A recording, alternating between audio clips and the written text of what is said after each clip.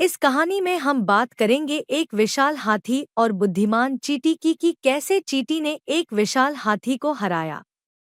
जंगल में एक विशाल हाथी रहता था जिसे अपनी अत्यधिक ताकत पर बहुत घमंड था। उसका यह मानना था कि उसकी बड़ी और मजबूत देह उसे जंगल का सबसे शक्तिशाली प्राणी बनाती है। एक दिन वह हाथी जंगल में घूमते हुए एक छोटी सी चींटी को देखकर हंसने लगा। उसने चींटी के छोटे आकार का मजाक उड़ाया और कहा, तुम जैसे छोटे प्राणी मेरे सामने कुछ भी नहीं है।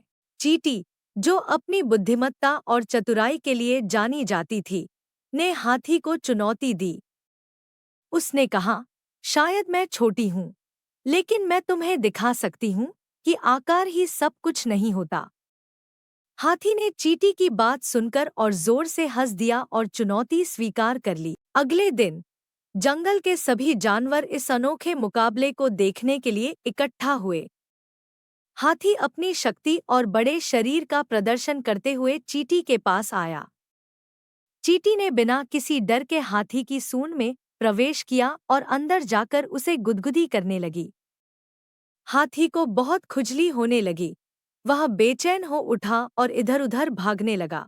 हाथी के इस तरह परेशान होने को देखकर सभी जानवर हैरान रह गए। चींटी ने हाथी की सूंड से बाहर आकर उसे कहा, देखा, तुम्हारी ताकत और आकार के आगे मेरी बुद्धिमत्ता और चतुराई ने कैसे काम किया। हाथी ने अपनी हार स्वीकार की और चींटी से माफी मांगी। उस दिन हाथी ने सीखा कि असली ताकत शारीरिक आकार में नहीं, बल्कि व्यक्ति के चरित्र और बुद्धिमत्ता में निहित होती है। इस कहानी से हमें यह सीखने को मिलता है कि किसी को भी अपने आकार या ताकत के आधार पर घमंड नहीं करना चाहिए। हर प्राणी में कुछ विशेष होता है और हर कोई अपने तरीके से शक्तिशाली होता है।